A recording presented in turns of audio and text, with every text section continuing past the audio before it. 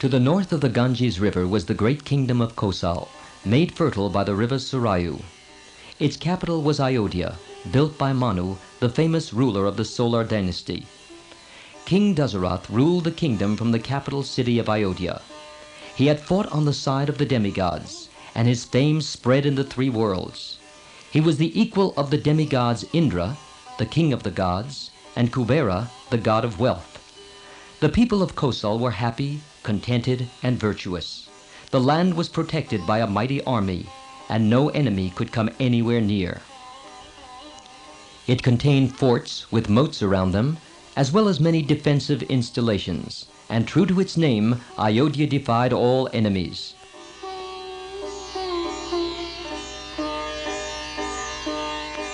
Dasarath had 8 wise ministers, ever ready to advise him and execute his orders. Great sages like Vasistha and Bhamadev and other Brahmins taught the religious codes and performed rituals and sacrifices. Taxes were light, and punishment of crime was just and inflicted according to the capacity of the wrongdoer. Surrounded by the best counselors and statesmen, the king's splendor shone as the rising sun.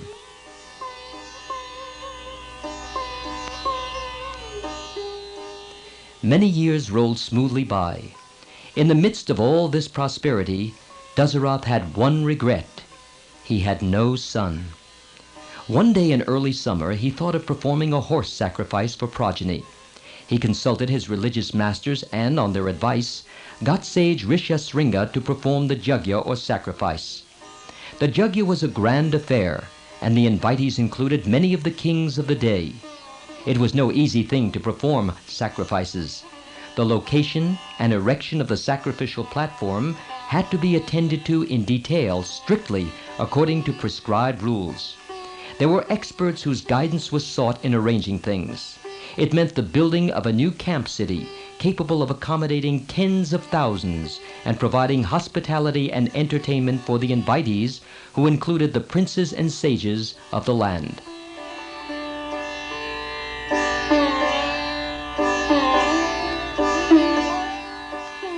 When all the arrangements were complete, the ceremonies were set in motion strictly as enjoined by the holy books. Contemporaneously with the yajna in Ayodhya, there was a conference of the demigods or devas in heaven. The devas complained to Lord Brahma that Ravan, king of the demons, drunk with the power acquired by the boon granted to him by Brahma, was causing them untold misery and hardship. They represented to Brahma, "It is beyond our capacity to subdue, conquer, or kill Ravan. In the security of your boon, he has grown wicked and insolent, and ill-treats all, even women. His desire is to dethrone Indra, the king of the gods. You are our only refuge, and it is for you to devise a method by which Ravan can be slain and his despotism ended."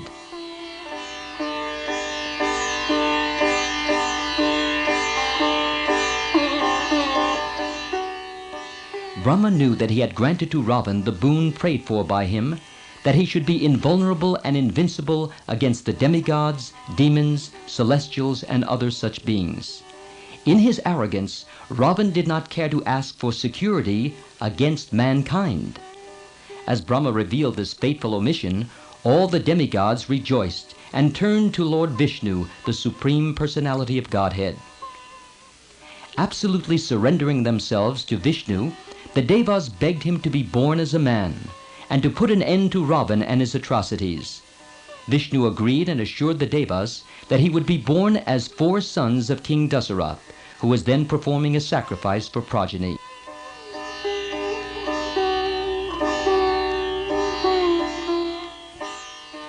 As the sacrifice was in progress, and as the ghee was poured into the ceremonial fire, the flames shot up to meet it.